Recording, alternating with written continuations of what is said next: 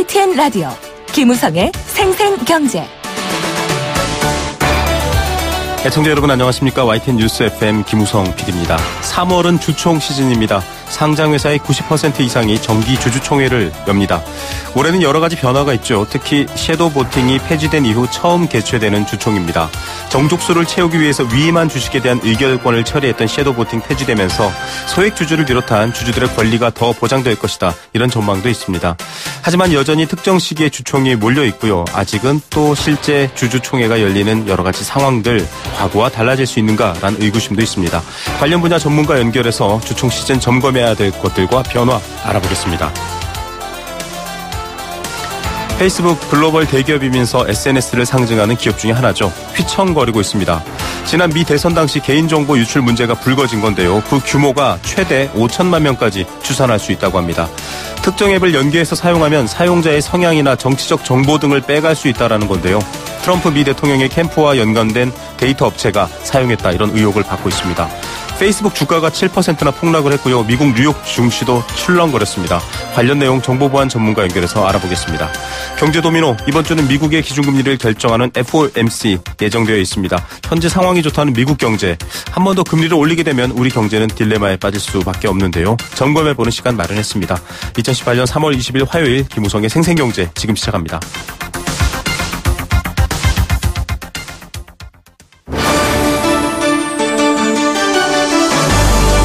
YTN 라디오 김우성의 생생경제.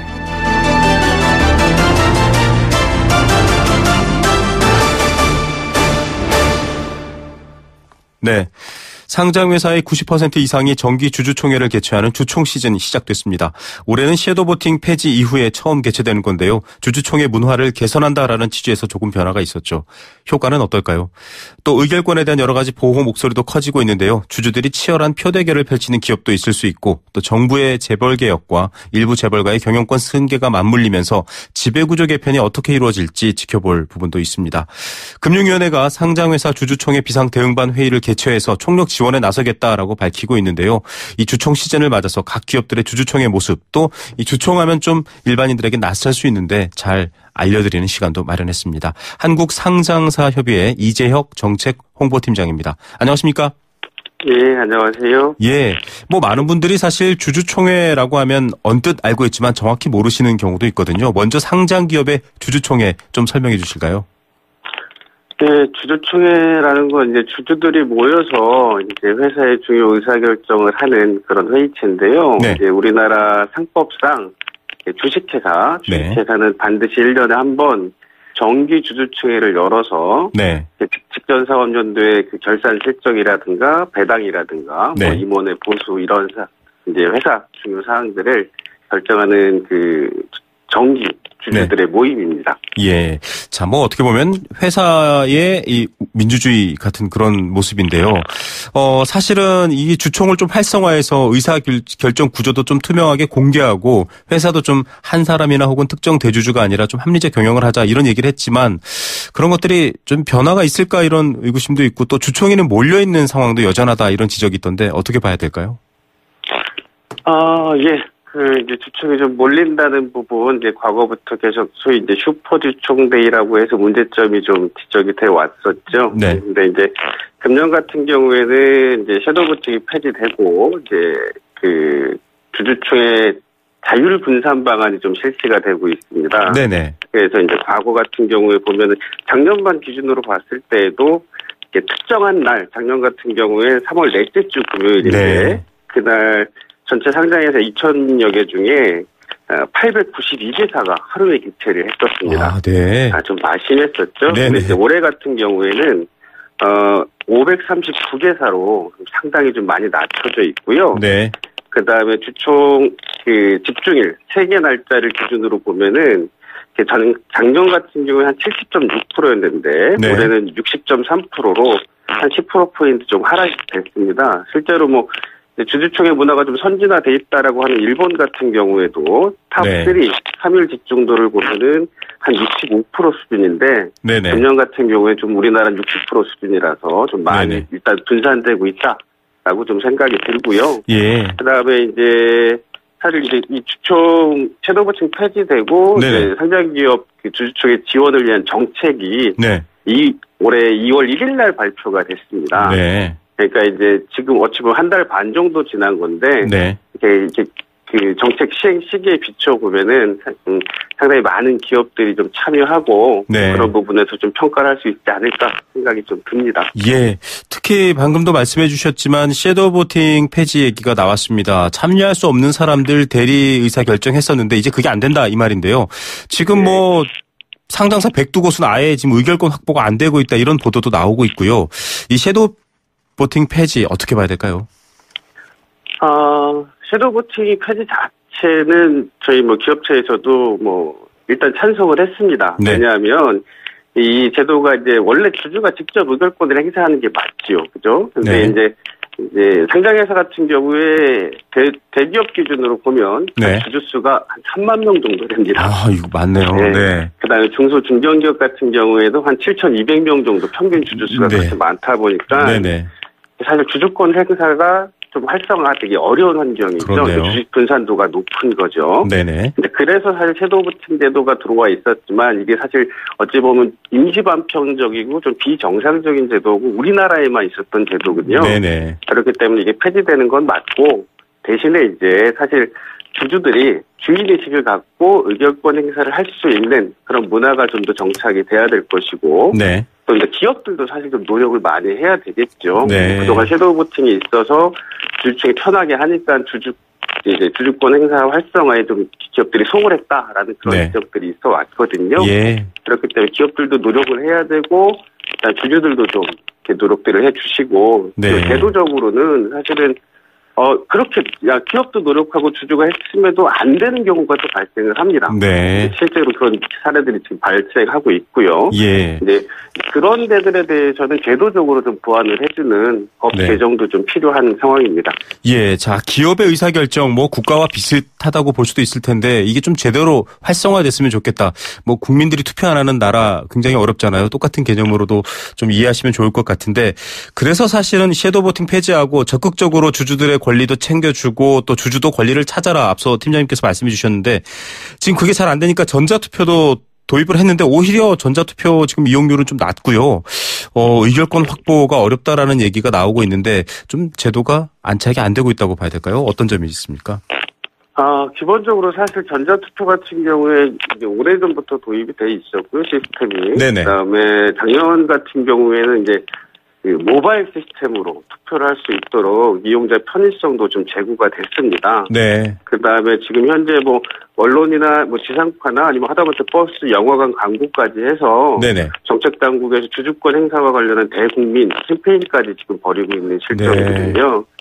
지금 사실 정책 당국이나 저희 기업들도 할 수 있는 모든 노력은 다 한다라고 평가를 할 수 있는데 다만 그런 부분도 좀 이해를 해주셔야 돼요. 뭐냐면 우리나라 그 소액주주들의 그 주식 보유 기간, 회전율이라고 얘기를 하는데 작년 기준으로 보면 코스피 시장 같은 경우는 한 7개월 정도. 7개월이요? 코스닥 시장 같은 경우는 한 3개월 정도 됩니다. 너무 짧지 않나요?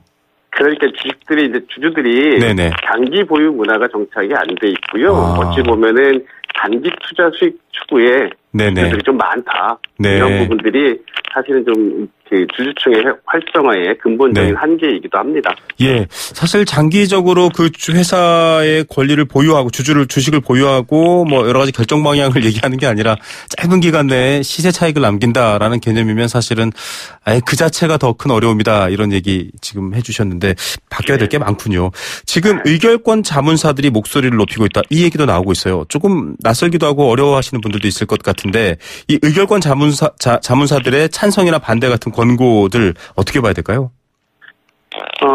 기본적으로 의결권 자문 회사는 이제 다른 나라, 뭐 미국이나 이런 데는 글로벌 의결권 자문 회사들이 좀 있습니다. 왜냐하면 사실 기관 투자가들이 아주 많은 기업들에 투자를 하고 있지 않습니까? 근데 이제 그 많은 기업들의 구체적인 상황이나 그 많은 의안들에 대해서 세세히 분석할 전문적인 그런 전문가나 그런 상황이 안 되기 때문에 의결권 자문사들의 자문을 받는 경우들이 있고요. 네, 전문적인 지식을 도움받는군요. 네. 그렇죠. 이제 우리나라 같은 경우도 이제 정부에서 스튜어드십 코드라고 그래서 네네. 기관 투자가들의 의결권 행사를 활성화하는 이제 그런 정책이 좀 시행되고 있습니다. 네. 어찌 보면은 이제 그 투자자들로부터 자산의 운용을 위탁받은 기관 투자가들이 네네. 투자자들을 위해서 이제 성실히 네. 그 의결권을 행사하는 스튜어드십 코드는 어찌 보면 이제 세계적인 추세니까 좀 저희도 정착이 네. 될 필요가 있고요.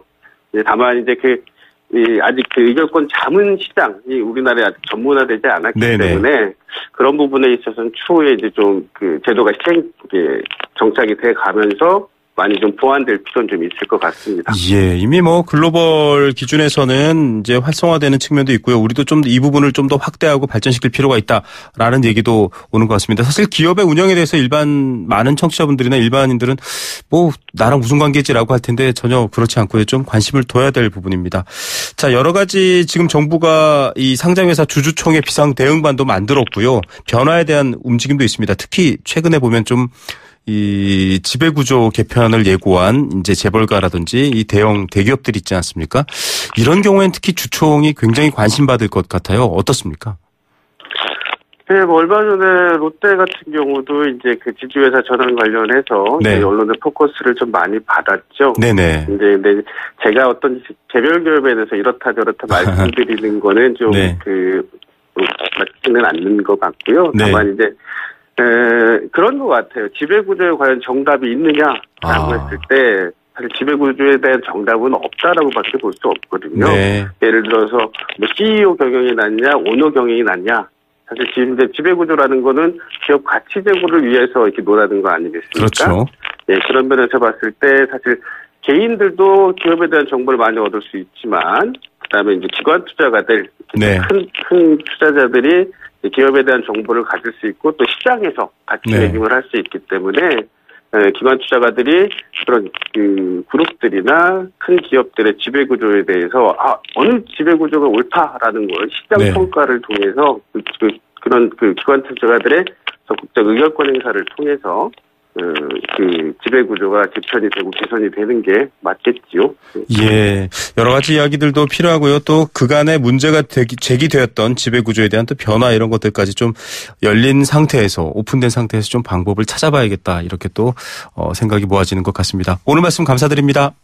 예, 감사합니다. 네. 한국상장사협의회 이재혁 정책홍보팀장이었습니다. YTN 라디오 김우성의 생생경제.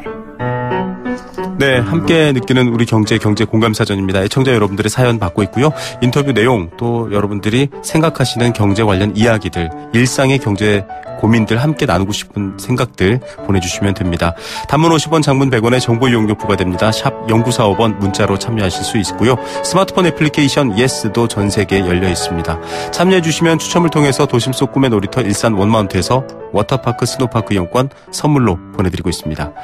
오늘의 공감사전 주제는 바로 주주총회입니다. 주식회사의 주주들이 모여서 상법에 정해놓은 회사의 중요한 사안을 정하는 최고 의사결정회의입니다. 어떤 그룹과 사회적 기구, 기업 이런 것들 모두 다 의사결정을 하게 되죠. 어떻게 갈 건지, 이 부분을 인정할 건지 말 건지 이런 부분들을 결정하는 최고 의사결정기구. 국민투표 같은 개념일 수도 있을 것 같은데요.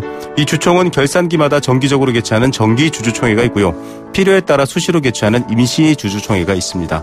정기주총은 결산일로부터 90일 내에 열어야 합니다. 주로 계산 서류의 승인, 이익 배당에 관한 결의, 즉 돈 관련 문제들이 이루어지고요.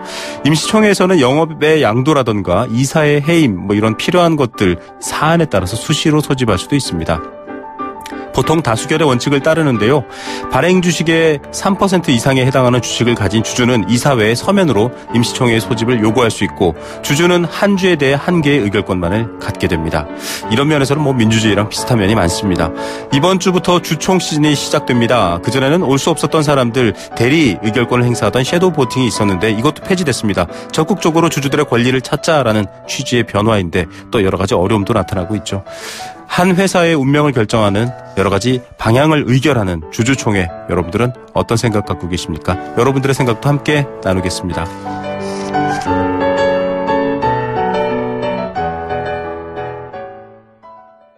네, 생생경제일부 포스코와 함께했습니다. 캠페인 한 개 듣고요. 이 시각 주요 경제 뉴스 정리해드립니다.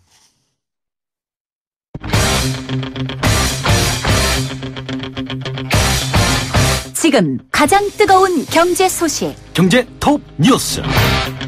네, 현재 시각 오후 3시 26분 10초 막 지나고 있습니다. 이 시각 주요 경제 뉴스 알려드리겠습니다. 이데일리 권소연 기자입니다. 안녕하십니까? 네, 안녕하세요. 미국이 정말 관세라는 무기를 흔들면서 지금 여러 나라들과 무역 갈등을 빚고 있는데 특히 철강 관세 뺀 나라도 있고요. 우리나라도 빠질 수 있을까 좀 궁금한데 어떻게 돌아가고 있습니까? 네, 일단 미국이 오는 23일 철강 수입품에 25%의 관세를 부과할 대상국 리스트 발표하거든요. 네. 얼마 안 남았죠. 네. 여기서 이제 한국이 관세 부과 대상국에서 빠질 것인가 지금 초미의 관심사입니다. 김현종 통상교섭본부장을 비롯한 정부 협상단이 지금 미국에 가서 계속 설득 작업하고 있고요. 또 김동연 경제부총리도 아르헨티나에서 열리는 G20 재무장관 및 중앙은행 총재회의 가 있잖아요. 네. 간밤에 김 부총리가 미국의 스티브 무누신 재무장관 만나서 이 미국 정부의 철강 관세 부과에서 한국을 좀 빼달라 이렇게 요청을 했다고 합니다. 네. 여기에 대해서 이제 무누신 장관도 한국 측의 입장을 반영하기 위해서 노력하겠다 이렇게 답했는데요. 이 주무부처인 산업통상자원부의 백윤규 장관이 어제 이제 조금 더 기다리면 이번 주 안에 좀 더 좋은 결과가 있지 않을까 생각한다. 네. 이렇게 말하면서 이 낙관론이 좀 조성이 된 상태입니다. 다만 이 철강 관세를 면제받기 위해서 자동차를 비롯한 하나 내주는 것 아니냐 이런 우려도 있긴 한데요. 정부는 국익을 최우선으로 하고 있다라는 입장인데 결과는 좀 지켜봐야 될 것 같습니다. 네, 좀 좋은 결과가 있었으면 좋겠네요. 생산자 물가가 18달 만에 최고를 기록했네요. 네, 특히 농산물, 축산물 값이 크게 올랐는데요. 지난달에 아무래도 설 연휴가 있어서 수요가 좀 많았던 데다가 폭설까지 내리면서 이 농림수산품 생산자 물가가 한 달 전에 비해서 5.7% 올랐습니다. 네. 이 상승률이 2016년 8월 이후 최고치인데요. 농산물이 9.2% 뛰었고 축산물이 4.1% 올랐습니다. 네. 이 품목별로 보면 무가 무려 84% 올랐고요. 수박이 54%, 풋고추가 54%, 그리고 닭고기가 18% 상승했습니다. 생산자 물가는 이 시차를 두고 소비자 물가에 반영이 되기 때문에 좀 선행 지표라고 볼 수가 있거든요. 네. 아무래도 농림수산품 소비자 물가가 조만간 좀 꿈틀댈 것 같습니다. 예, 이게 생산자 물가에 이어서 소비자 물가 오를 수 있다. 좀 걱정거리네요. 2분기에 입주 물량 많다라고 알려졌습니다. 지금 역전세 난 서울에서도 얘기가 나오고 있는데 어떻습니까? 네, 다음 달에 구리 갈매지구나 화성 동탄 이신도시 이런 데를 시작으로 2분기 전국에서 10만 5,121가구 입주 시작하는데요. 이거는 작년 같은 기간과 비교해보면 12.6% 증가한 겁니다. 네. 수도권에서 5만 4천여 가구, 지방에서 5만 800여 가구 집들이를 하는데요. 수도권은 전년 동기 대비로 무려 45%나 늘어난 겁니다. 네. 이렇게 입주 물량이 늘어나면서 세입자 찾기도 전쟁인데요. 실제로 분양받아서 본인이 거주하는 분도 있지만 이제 직접 거주 안 하고 전세 주면서 전세금 받아서 잔금 치르는 경우도 많거든요. 네. 그런데 지금 전세값이 하락 추세인데다가 입주 물량도 많아서 그런지 이 세입자 구하기도 쉽지 않은 상황입니다. 지난주 한국감정원 자료 보면 이 서울 전세값은 0.08% 하락했는데 이게 4주 연속 내림세를 이어간 거거든요. 네.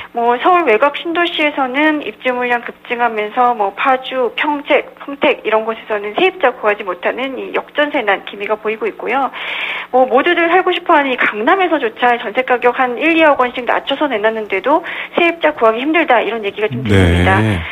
이렇게 역전세난 발생하면 집주인이 세입자한테 전세금 돌려주지 못하는 상황이 발생하기도 하잖아요. 네네. 제때 전세금 받지 못해서 발이 묶이는 세입자도 걱정이지만 또 이제 적은 돈으로 전세 끼고 집 사는 갭 투자 한동안 유행했었잖아요. 맞아요. 이런 분들은 이제 세입자를 구하더라도 전세값이 떨어진 만큼 돈을 내줘야 되는데 이것 때문에 대출 받아야 되는 경우도 많습니다. 결국에는 이거 감당 못하고 집 내놓는 갭 투자들도 상당할 것이다 이런 전망도 나옵니다. 예, 서울 강북의 갭 투자의 성지라고 불리는 곳들도 지금 상황이 안 좋다 이런 보도들 나오고 있는데요. 저희가 한번 또 추가로 나중에 다뤄서 인터뷰 보내드리겠습니다.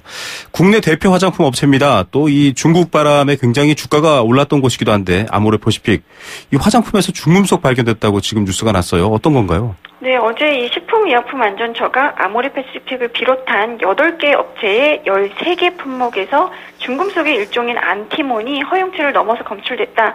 이렇게 밝히면서 파장이 이어지고 있는데요. 네. 이 아모레패시픽 제품 중에서는 아리덤 컨실러, 에뛰드하우스 컨실러, 아이브로우 펜슬, 이렇게 6가지 화장품이 걸렸습니다. 네. 이 제품은 이제 화성 코스메틱이라는 곳의 위탁해서 생산한 건데요. 네. 일단은 이제 판매를 중단하고 이미 사서 쓰고 있는 경우에는 교환, 환불 조치하겠다고 밝혔습니다. 이 사실 아모레퍼시픽이 국내 대표 화장품 그렇죠. 업체면서도 이제 중국에서 한류 화장품 명가 이러면서 이제 이름을 날렸잖아요. 네. 그런데 이제 작년에 이제 중국 사드보복 때문에 좀 힘들었었습니다. 네. 한국 제품 불매 운동 이런 거 이어지면서 지난해 영업이익이 전년도에 비해서 30%나 감소했는데요. 그래도 이제 최근 들어서 사드 긴장감 좀 풀려서 주요 브랜드 신제품 출시하고 본격 좀 기지개를 펴보자 이랬는데 또 악재를 맞은 겁니다.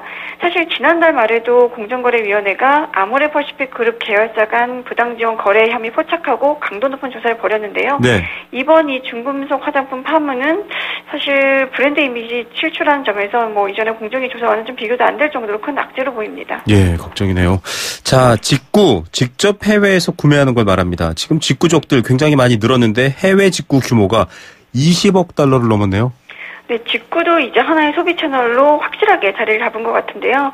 지난해 우리나라 사람들이 해외에서 직접 구매한 직구 건수는 2,359만 건, 금액으로 보면 21억 1,000만 달러. 전년 대비로 각각 36% 그리고 29% 늘어난 겁니다. 네. 이 금액을 하나로 환산을 해보면 대략 한 2조 2천억 원 정도 되거든요.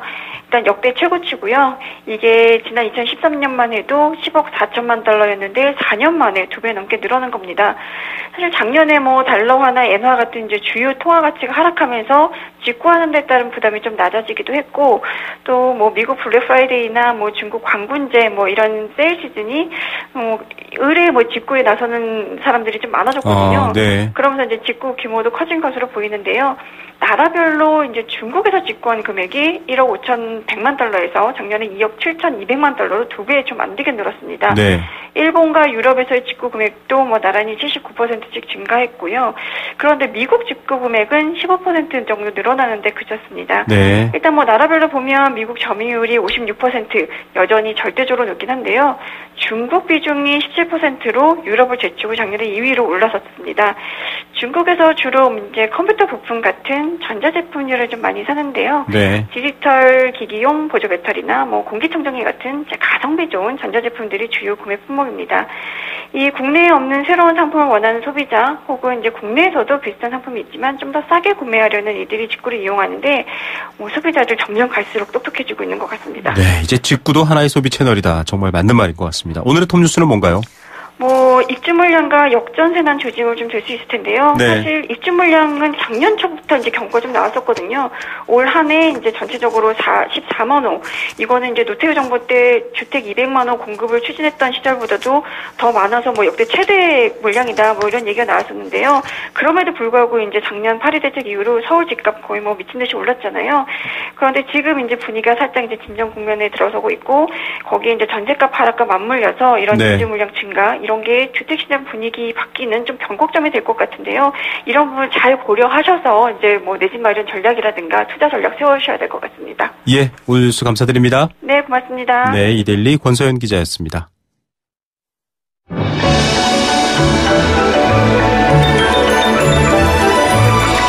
오늘의 경제를 들여다보는 시원한 창. YTN 라디오 김우성의 생생경제 생생 인터뷰. 네, 두 번째 생생 인터뷰 보내드리겠습니다. 뉴욕 증시가 출렁거렸습니다. 페이스북의 개인정보 유출 사건 지금 굉장히 큽니다. 내용이 좀 복잡한데요. 여러 가지 실험에 기반했다라는 말도 있지만 일단 최대 5천만 명까지 이 미국인들의 정치적인 그런 정보라든지 감정 정보가 노출됐다, 사용되었다, 이렇게 얘기되고 있습니다. 사실 사람의 정치적 성향이나 다양한 행동 패턴을 알 수 있기 때문에 SNS, 이 개인정보 보호에 많이 중요한 어떤 역할을 갖고 있는데요. 광고계에서도 이런 것들을 많이 사용하고 있다라고 합니다. 사실 어느 수준까지 어떻게 사용되는지도 잘 모르는 경우도 많고요. 지금 페이스북 주가도 장중 7% 가까이 하락했고요. 기업 자체의 생존을 위협할 만큼 큰 파장을 불러오고 있습니다. SNS 시대 개인정보 어떤 원칙에서 보여야 될지 또 어떻게 바라봐야 할지 이 문제까지 한번 분석해보는 시간 가져보겠습니다. 고려대학교 정보보호대학원 김승주 교수입니다. 교수님 안녕하십니까? 예, 안녕하십니까? 네, 보통 개인정보 유출 그러면 저희가 뭐 개인의 신상, 이름, 주민등록번호가 유출됐다 이런 개념으로 알고 있었는데요. 이번 페이스북 유출은 좀 다르죠? 어떻습니까? 네. 우리가 이제 페이스북을 하면서 여러 가지 제 신상 정보들을 이제 공개하게 되죠. 네. 근데 페이스북을 하다 보면 어떤 프로그램 설치하시겠습니까? 뭐 이렇게 물어보는 경우들이 종종 있습니다. 네. 그러면 제가 그것에 동의하고 앱을 다운로드 받아서 이제 그 앱을 사용하는 거거든요. 네. 지난 2014년에 캠브리지 대학의 그 코건 교수라는 사람이 그 This is your digital life라고 하는 앱을 하나 개발했습니다. 네. 그리고 이 앱은 이제 사용자의 여러 가지 정보를 얻을 수 있는 그런 앱이거든요. 네네. 이걸 이제 페이스북에 허락을 받고 앱에다가 올렸죠. 네. 여기서 이제 많은 사람들이 한 27만 명 정도 되는 사람들이 네네.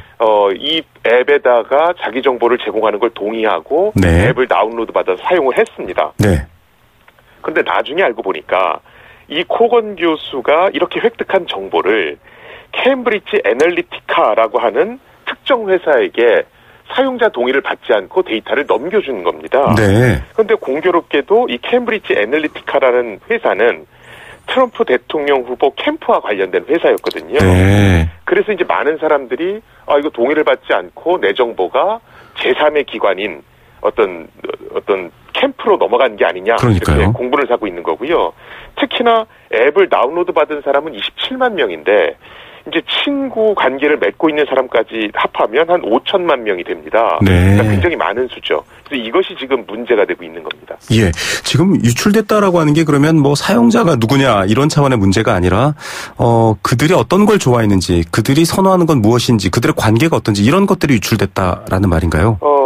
지금 여기 조금 얘기가 나눠집니다. 네네. 일단 이슈가 되는 건 두 가지 사안인데요. 네. 하나는 분명히 우리가 앱을 쓰다 보면 네. 어떤 정보를 내가 수집합니다. 이러고 사용자 동의를 구합니다. 그렇죠. 그 동의하에 이제 그 앱이 깔리는 거죠. 네네. 여기까지는 사실은 아무 문제가 없습니다. 네, 맞습니다. 코건 교수의 앱도 동의를 받아서 깔렸고 네. 그 동의를 얻은 정보에 대해서만 수집을 했거든요. 네. 근데 문제는 이렇게 수집한 정보를 왜 내가 동의하지도 않은 캠브리지 애널리티카라는 회사에 넘겼냐는 겁니다. 네. 그리고 또 하나는 과연 페이스북이 이 캠브리지 애널리티카에 데이터를 넘겼다는 사실을 과연 몰랐는가? 네. 이게 이제 문제가 되고 있는 거고요. 예. 또 조금 전에 밝혀진 사례에 의하면 페이스북 자체 프로그램에 좀 문제가 있었던 것 같습니다. 시스템 문제까지 있을 수 있다. 예, 그래서 네. 내부 고발자로 생각되는 사람이 2011년부터 사용자가 동의한 것보다 더 많은 정보를 수집할 수 있는 프로그램 취약점이 있다. 네. 그걸 2011년부터 페이스북에 알렸음에도 불구하고 이걸 페이스북은 고치지 않았고 네. 이번 코건 교수 팀의 앱도 이런 취약점을 이용해서 동의한 것보다 더 많은 정보를 수집한 게 아니냐 이런 의혹도 지금 제기되고 있고 수사가 진행 중에 있습니다. 예, 이 페이스북에서 추천하는 앱을 깔거나 할 때 뭐 개인정보 동의, 위치 뭐 등등 이름, 아이디를 수집합니다. 이렇게 동의를 구하는 게 있고 보신 적이 있을 텐데 저도 사실 이 SNS 채팅 앱 뭐 전 국민이 사용하고 있는 그 앱을 쓰다 보면 가끔씩 회사에 들어왔는데 회사에 도착함 이러고 알려줍니다. 약간 섬뜩한 경우도 있는데 사실 이 SNS나 앱, 모바일 이런 것들이 개인정보를 이렇게 많이 활용하는 게 완전히 다 불법은 아니다. 앞서도 한번 말씀해 주셨지만은 그렇게 말씀해 주셨는데 이번 사건만 심각한 이유는 역시 허락되지 않은 정보까지 얻었다. 그런 이유 때문이겠죠? 그게 아무래도 이슈 중에 하나고요. 그러니까 보통 보면 예전에 문제가 됐던 것은 고객이 허락하는 정보보다 더 많은 걸 무단 수집하는 게 주요 이슈였습니다. 네네. 근데 이제 최근에 문제가 되고 있는 것은 허락을 받아서 정보를 수집했다 하더라도 네. 그걸 제3자에게 넘길 권리는 없거든요. 네. 그런데 요새 많은 회사들을 보면 M&A 같은 게 굉장히 활발히 이루어지는 그렇죠. 거죠. 이 M&A를 이루면서 이게 간접적으로 제3자에게 데이터가 넘어가는 그런 네. 어떤 구조를 띠게 됩니다. 예. 실제 얼마 전에 네. 그 페이스북 자회사로 왓츠앱이라고 하는 네네. 메신저 회사가 있습니다. 네. 그런데 이 페이스북과 왓츠앱이 고객의 개인정보를 서로 공유해서 사용하게끔 네. 어떤 내부 규정을 좀 바꾸려는 시도를 했었거든요. 네. 그런데 그것이 이제 조기에 발각돼서 어떤 영국의 정보위원회로부터 제재 조치를 받은 적도 있습니다. 예, 정말 이런 상황이라고 한다면 나는 뭐 외식을 좋아해서 외식 정보 앱을 깔았어라고 하는데 뭐 여러 가지 다양한 이유로 그게 무슨 정치 분석 컨설팅 앱으로 가거나 이렇게 될 경우에 여러분 어떻게 생각하십니까? 지금 그런 식으로 문제가 커지고 있는데 어떻습니까? 이렇게 사실은 좀 미처 몰랐던 부분이기도 한데요. 동의된 개인정보 또는 동의된 것을 넘어서는 개인정보들까지 좀 SNS나 이런 포털 앱 이런 데서 좀 포괄적으로 많이 사용하고 있죠. 모르시는 분들이 많을 것 같은데 특히 포털 앱 같은 경우도 사람마다 화면이 다르다라고도 얘기를 하더라고요. 어떻습니까?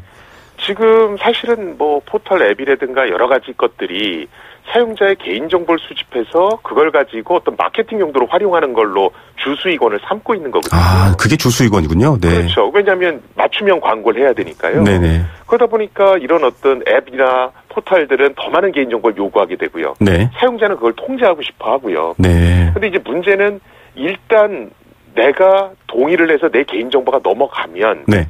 말은 제3자에게 넘길 때 또 추가적으로 어떤 동의를 구한다고는 하지만 네. 실제로 우리는 그걸 알 수 없다는 데 있습니다. 그렇습니다. 예, 오늘 보니까 이제 헌법을 개정한다라고 여러 가지가 나오지 않았습니까? 네. 그 중에 하나가 이제 정보 자기 결정권과 관련된 그 조항이 있습니다. 네네. 이건 뭐냐면 내 정보가 어떻게 사용되고 어떻게 흘러가는지를 본인이 직접 통제할 수 있어야 된다는 거거든요. 네. 지금 많은 사람들이 또 정부에 그 관련된 분들께서 개인정보를 사용하는 기업들에게 항상 사용자에게 동의를 받고 그 정보를 제3자에게 넘길 때는 또 추가 동의를 받아라라고 얘기하고는 있지만 네. 사실 이 디지털 정보라는 게 흔적이 잘 안 남기 때문에 그렇죠. 이것이 과연 적절하게 통제되고 있는지를 확인하기가 굉장히 어렵거든요. 네. 그래서 이 정보 자기 결정권과 관련해서 어떻게 법적인 실효성을 확보할 건지 이런 것들에 관한 논의가 좀 추후에 일어나야 될 것 같습니다. 예. 사실 요즘 회사를 들어갈 때 개인 SNS 계정을 요구하는 회사들도 있습니다. 좀 뒤져본다라는 느낌이 들 수도 있고요. 이 개인적인 성향까지도 드러내야 되냐 이런 논란까지 지금 있는 부분인데 개인 입장에서는 통제하고 싶다라고 교수님께서 지적해 주셨지만 앞서 말씀하신 것처럼 예방적 조치 그런 것들 좀 개인 차원에서는 할 수 있는 부분이 있을까요? 일단은 뭐 앱이라든가 이런 것들을 설치할 때 네네. 현재 법상으로는 네. 반드시 동의를 구하게 돼 있습니다. 내가 그렇죠. 이런 정보를 수집할 겁니다. 요건 필수 정보고 요거는 옵션입니다. 이런 식으로 동의를 구하도록 돼 있거든요. 네네. 그래서 그걸 반드시 꼼꼼하게 읽어보셔서 네. 이거 필요할 것 같지 않은데 왜 수집하지? 네. 이런 것들을 좀 의문을 품으셔야 되고요. 네. 일단 설치했다 하더라도 네. 내가 그 설정 창에 들어가면 네네. 내가 허용했던 정보 수집 동의를 철회할 수 있는 기능도 있습니다. 네. 그러니까 껐다 켰다 할 수 있다는 얘기죠. 그렇죠. 그래서 그런 것도 좀 활용하시는 것이 좋을 것 같습니다. 예. 자, 이 개인정보가 스스로 좀 지키고 해야 될 필요가 있다라는 부분도 얘기해 주셨고요. 한편으로는 지금 뭐 여러 가지 한번 유출된 정보라는 게 특성이 그런 것 같습니다. 유출되면 그걸 뭐 다시 복구하거나 주워 담을 수 없는 경우가 많아서 어려운데 사후 조치도 그렇고 예방 조치도 중요한데 앞서 개인의 차원에서 말씀해 주셨지만 국가나 좀 제도적 차원에서는 어떤 식의 접근 또 방향 중요할까요? 지금 우리나라의 개인정보보호법은 전 세계적으로 봐도 굉장히 강력하다라고 평가되고 있습니다. 아, 네. 근데 이제 문제는 법이 강력한 거하고 그 법이 실효성을 갖고 있는 건 좀 얘가 다르거든요. 네. 그래서 정부는 이 법이 실효성을 확보할 수 있도록 좀 노력을 해야 될 것 같고요. 네. 두 번째 문제는 개인정보보호 법 얘기가 나오면 항상 역차별 문제가 생깁니다. 네. 국내 업체들만 이거 따르라고 그러고 네. 실제로 본사가 외국에 있는 업체들은 어떻게 손을 쓸 수가 없다는 거죠. 그렇죠. 사실은 구글이나 페이스북은 이것과 관련해서 몇 번 문제가 된 적이 있거든요. 네. 그래서 외국에 본사가 있는 회사들의 경우에 어떻게 실효성을 확보할 건지 네. 국내 역차별 문제를 어떻게 해결할 건지에 대해서도 정부가 좀 심도 깊게 생각을 해야 될 것 같습니다. 예. 자, 이 데이터, 이젠 빅데이터라든지 이 개인 데이터가 아주 중요한, 사실 이게 어떻게 보면 판매 앱보다 더 중요할 수 있는데요. 잘 이용하는 만큼 또 잘 보호하는 게 따라주지 않는다면 오히려 재앙이 될 수도 있다라는 생각이 듭니다. 끝으로 교수님, 지금 페이스북 이 사태에 우리나라에서도 가능할까요? 걱정할 만한 상황입니까? 어떻게 보십니까? 저는 충분히 가능할 거라 보이시고요. 네. 왜냐하면 요새 IT 기술이라는 게 너무 발달해서요. 네네. 내가 개인정보, 물론 해킹에 의해서 개인정보를 가져가는 것도 있지만, 네. 제가 인터넷 여러 곳에 흩뜨려뜨리는 정보를 하나로 모아서 네. 또 분석하는 기술도 발전돼 있거든요. 네. 많은 분들이 SNS나 인터넷 하시면서 이 내 개인정보를 언제든지 지울 수 있어 이런 생각을 하세요. 네네. 일단 인터넷에 올라간 정보는 내가 통제할 수가 없습니다. 그렇죠. 그래서 가급적 내 개인정보를 인터넷에 공개 안 하시는 게 사실 제일 좋고요. 네. 요새는 사실 너무 시시콜콜한 것까지 다 공개하시거든요. 그렇죠. 이런 것들은 좀 자제하는 게 좋을 것 같습니다. 예, 충분히 우리도 그런 위험성이 있다라는 점 좀 생각하시면서 보호에 더 관심을 가져야 될 것 같습니다. 교수님 오늘 말씀 감사드립니다. 네, 고맙습니다. 네, 고려대학교 정보보호대학원 김승주 교수였습니다. 세계 경제가 내 주머니 속으로 경제 도미노. 네, 일상 속에서 여러 가지 고민이 많습니다. 특히 경제 관련해서는 나의 벌이, 씀씀이 이런 거 신경 써야 된다라고 하면서도 늘 미국과의 무역이라든지 다양한 이야기들 하죠. 그게 바로 내 삶에도 영향을 미치기 때문이죠. 그런 걸 점검해 볼 수 있는 화요일의 소중한 시간입니다. 경제도미노, 오늘도 건국대학교 경제학과 최백은 교수 연결합니다. 교수님 안녕하십니까? 네, 안녕하세요. 네, 이번 주에 FOMC 있지 않습니까? 네. 지금 미국과 우리의 금리 차이를 계속 걱정하는 이야기도 있고요. 괜찮다라는 얘기도 있고 이런 상황인데 이걸 결정해야 될 기구가 한국은행입니다. 네. 이주열 총재가 연임되셨어요. 이것도 좀 특이한 일이라고들 얘기하는데 어떤 상황인가요? 예, 제가 좀, 언론들에서 좀 이주열 총재 연임에 대해서. 네네. 좀 이제, 되게 이제 긍정적 평가가 되게 분위기고, 그 다음에 이제 문제점 지적은 별로 없고 그런데. 네네. 제가 한국은행과 좀 이 총재가 좀 이제 고려해야 된다는 측면을. 네. 몇 가지 좀 이번 기회에 좀 말씀드리고 싶은데요. 네네. 먼저 이제 이 총재를 평가할 때 이제 한국은행 출신, 한은맨이다. 네. 그러면서 이제 정부와 협조가 잘 되는 이제 유연한 사고를 가지고 있는 분야는 이제 평가를 이제 많이들 하고 있거든요. 네. 근데 이 부분과 관련해서 일부에서는 이제 한국은행의 독립성 문제를 얘기하시는 분들이 있는데 저는 사실 그 부분보다는요. 네네. 한국은행 총재의 경제 철학하고 네. 대통령의 경제 철학하고 네. 이 부분에 좀 저는 초점을 맞추고 싶은데요. 네. 이주열 총재는 그러니까 박근혜 대통령이 임명하신 분입니다. 그렇죠? 네. 그런데 이제 박근혜 정부하고 문재인 정부는 분명히 경제 철학이 다릅니다. 경제 네. 정책도 차이가 존재하고요. 네네. 그런데 이 총재가 최근에 문재인 정부와 경제 정책에서 박자를 잘 맞춘 것이 연임의 한 이유가 됐다는 이런 이제 시중에 이제 이렇게 평가가 하나 있었어요. 네. 근데 이 부분은 사실 제가 이제 좀 뒤에서 다시 또 얘기하겠지만은 지금 여당이 과거 야당 시절에요. 네. 이주열 총재를 굉장히 그 저금리 정책을 비판하고 그랬었습니다. 내수 회복에 별로 도움도 안 되면서 가계부채만 증가시킨다고 해가지고요. 네네. 그랬는데 그 입장이 어떻게 달라진 건지 네. 거기에 대해 좀 설명할 필요가 좀 있다고 생각이 들고요. 네. 더 중요한 점은 이제 이 총재의 이제 역량 문제라고 생각하는데요. 네네. 이 총재가 이제 금융통화위원회 의장으로서 지금까지 통화정책회의를 43번을 주재했습니다. 네. 근데 기준금리를 올린 것은 지난해 11월 딱 한 차례이고. 네. 오히려 기준금리를 5차례나 내렸습니다.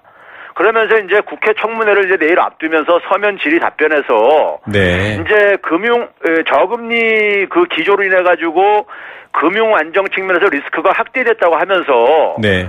저금리 기조가 이제 불가피했던 이유는 경기 회복 모멘텀을 살리는 것이 시급했기 때문이라고 이렇게 이제 답변을 했어요. 네네. 그런데 이주열 총재가 그동안에 계속해서 이제 지난 4년 동안에 보게 되면은 금리 인하가 경기 부양에는 별로 도움이 되지 못하고 네. 가계부채 증가라든가 금융 불안정에 미치는 효과는 확실하다고 이제 이런 입장을 얘기를 했었어요. 네네. 그러면서도 결과적으로는 정부 정책의 코드를 맞춰왔습니다. 네. 실제로 보게 되면은 이 총리가 5차례 금리 인하했던 시기가 네. 최경환 총리가 부총리가 그러니까 입각한 네. 2014년 8월부터 쭉 이렇게 인하를 했어요. 예. 그러니까 이제 그런 점에서 가계부채가 급증했던 시기에 네. 이제 금리를 주로 이제 인하하면서 코드를 맞춰왔던 것이고 네. 그게 지금 현재 우리 경제에 부담으로 작용하고 있다는 것이고요. 예. 근데 이제 문제는 뭐냐면 실제로 이제 저희가 학계에서 추정을 해보게 되면 박근혜 정부에서 가계부채 증가는요 소득 증가 효과보다 감소 효과가 더 커져가지고 네. 경기 부양에 도움이 실제로 되지 못하고 있습니다. 네네. 그렇다면은 가계부채는 증가시켜서 금융안정 리스크를 증대시키면서 경기 부양의 효과를 보지 못하면은 네. 이게 통화정책 운용에서 실패했다는 것을 의미하는 게 아니냐 저는 이렇게 생각이 들고요. 예예. 하나 더 추가하자면은 통화정책 운용을 너무 관성적으로 그러니까 지난 수년간에 보게 되면 맨날 동결이라든가 인하라든가 네. 이런 거 이해에는 한국은행이 뭘 했느냐 네. 이제 이런 얘기 있는데 통화 정책에 좀 상상력이 좀 부족하다고 저는 생각하고 싶습니다. 네. 그러니까 1금융권에 네. 사각지대에 있는 그러니까 서민이라든가 영세 소상공인 등이 금융 접근 문제가 계속 지금 방치되고 있거든요. 네. 그래가지고 결국 내수 취약성이 이제 해결이 안 되고 있는데 여기에 한국은행이 과연 무슨 역할을 했는가를 좀 저희는 이제 심각하게 좀 생각할 때라고 좀 생각합니다. 네, 사실 뭐 과거에 교수님과 이 시간에도 얘기를 했었지만 이제 더 이상 통화 당국이 중립적이거나 소극적이지 않습니다. 적극적으로 자국의 경제에 개입을 하거나 경제가 살아나는 데 힘을 쓰는 면이 있는데 사실 지금 초이노믹스 얘기도 해주셨고요. 지금까지 쭉 이런 식의 여러 가지 리스크를 만들어낸 일정의 원인도 있는데 지금 와서 달라진다. 그 부분에 대해서 좀 설명이 필요하다 이런 말씀이신데 일단 FOMC 미국 금리 결정 하루 앞에 이주열 총재 인사청문회 열리거든요. 네. 분명히 교수님께서는 지금 지적해 주신 것처럼 이 통화정책 방향 핵심적으로 물어올 것 같은데 어떻게 예상하십니까? 지금 이제 서면 답변에서 얘기한 것이 한국은행의 최우선 이제 그 정책이 뭐냐면은 이 그 완화 기조를 유지하면서 금융시장 안정을 얘기했죠. 금융시장 안정 이 얘기를 하고 있잖아요. 근데 이 두 개가요, 사실은 서로 상충되는 목표입니다. 네. 그러니까 이제, 저금리라는 것은 기본적으로 우리가 가계부채 증가해서 봤듯이, 네네. 소위 그 리스크가 높은 자산들을 아무래도 그러니까 수익성이 낮은 상태 속에서는 많은 금융회사들이 추구할 수밖에 없어요. 네. 그래서 금융안정 리스크를 그러니까 증가시킬 수밖에 없는 점이 있습니다. 네네. 그러니까 상호 모순되는데 이거를 말로는 쉬워도, 네. 통화 완화 기조 유지하고 그다음에 금융시장 안정을 상호 모순되는 걸 어떻게 추구할지를 네. 이게 이제 좀 이제 그러니까 구체적인 좀 설명이 필요하다는 얘기고요. 예. 그다음에 이제 통화 완화가 과연 누구를 위한 통화 완화인지를 저는 묻고 싶어요. 네. 예를 들어서 시장 금리는 지속적으로 상승하는데 네. 기준 금리 인상을 최소화시킬 경우에는 네. 결국 콜 금리가 그러니까 이제 낮아지는 거거든요. 네. 그럼 콜 금리는 결국 은행의 자금 조달 비용이기 때문에 은행 좋은 일만 될 수 있다. 은행에만 그러니까 네. 저기 저 조달 비용만 낮추고 네. 가게나 기업은 시장 금리가 적용받는단 말이에요. 그렇죠. 특히 중소기업이나 취약한 가게들 같은 경우는 고금리를 구하게 되죠. 네. 그럼 은행의 수익성만 증가시키고 네네. 지금까지처럼 내수의 진작에는 별로 도움이 되지 않을 수가 있거든요. 네. 그런 점에서 과거의 저금리 기조가 내수 부양에 실패했다면은 네. 정책을 좀 그러니까 우리가 근본적으로 재성찰할 이런 시점이 되지 않았는가 하는 거죠. 예, 안정과 또 부양의 의미를 가진 완화 이 두 사이에 여러 가지 좀 촘촘한 이야기가 필요하다라는 지적이시고요. 20일 FOMC 연방공개시장위원회 어떻게 보십니까? 미국 금리 올릴 수 있을까요? 지금 뭐 이제 연준 입장 속에서는 이제 그러니까 뭐 신중하게 얘기하고 뭐 이렇게 얘기를 하지만요. 네네. 이건 제가 볼 때 연준 이사가 결정할 문제가 아니고요. 네. 기본적으로는 시장 금리가 결정할 것이고 더 근본적으로는 트럼프 경제 정책이 결정할 겁니다. 아, 네. 지금 트럼프가 지금 이제 그러니까 이제 그 재정 부양을 통해 가지고 이 그 경제 성장률을 3%를 달성하겠다고 하는 상황이기 때문에요. 네네. 그런 상황 속에서 지금 이제 최소한 올해만 하더라도 지난해에 비해서 한 80%가 증가한 국채 발행 물량이 증가할 거로 예상을 하고 있습니다. 예. 그러면 국채 가격이 하락을 하게 되고 국채 수익률은 이제 올라가죠. 시장 금리가 올라갈 수밖에 없거든요. 네. 그러면 시장 금리가 만약에 가파르게 올라가면 연준도 기준 금리를 올리지 않을 수가 없다는 얘기죠. 네. 시장 금리하고 그 갭을 축소시켜야 되기 때문에요. 네네. 그래서 연준 이사들이 마음대로 결정하는 게 아니라 결국 시장의 변화에 따라서 코드를 맞출 수밖에 없다는 얘기고요. 네네. 거기다가 이제 국채 가격이 하락하는 상황 속에서 최근에 이제 더군다나 트럼프의 보호무역죄하고 연결돼가지고 네. 탈달러화 현상도 있거든요. 중국이 네네. 국채를 그러니까 미국 국채 보유를 줄인다든가. 네. 그랬을 때 이게 국채 수익률을 그러니까 더 올릴 수 있는 이런 요인으로 작용을 하거든요. 예. 그러면 예상보다 그러니까는 연준에서 예상하는 것보다 그러니까는 더 빠르게 그러니까 국채 금리가 올라갈 경우에 시장 금리가 좀 네. 올라갈 경우에는 연준도 그러니까는 금리를 기준 금리를 올릴 수밖에 없다는 얘기죠. 그만큼요. 네. 그런 점에서 이 부분을 대비하기 위해서는 저는 우리나라 같은 경우도 그러니까는 네. 예를 들어서 연준이 3월 달에 올리는 건 거의 기정사실화 돼 있고요. 네네. 6월 달에도 이제 올릴 것도 거의 기정사실화 돼 있거든요. 네. 그러면 지금 3월 달에 올리고 나면 역전된다는 얘기가 나오고 있잖아요. 네. 그럼 6월 달에 올리게 되면은 우리 한국은행은 금융통화위원회를 4월, 5월 달에 하고 네. 7월 달에 하게 돼 있습니다. 예. 그러면 이게 그러니까는 그때 이제 네. 그러니까 그 공백이 생기는데 네네. 그러면 5월 달에 올려야 되는 압박을 받을 텐데 그걸 안 올리게 되면은 네. 안 올리게 되면 굉장히 이제 부담으로 작용할 수밖에 없다는 얘기죠. 예, 교수님 저희가 또 이 미국 금리 인상 추이 보면서 한 번 더 여쭤보도록 하겠습니다. 오늘 말씀 감사드립니다. 네, 감사합니다. 네, 건국대학교 경제학과 최백은 교수였습니다. 네, 생생경제 포스코와 함께했습니다. 내일 뵙겠습니다. 감사합니다.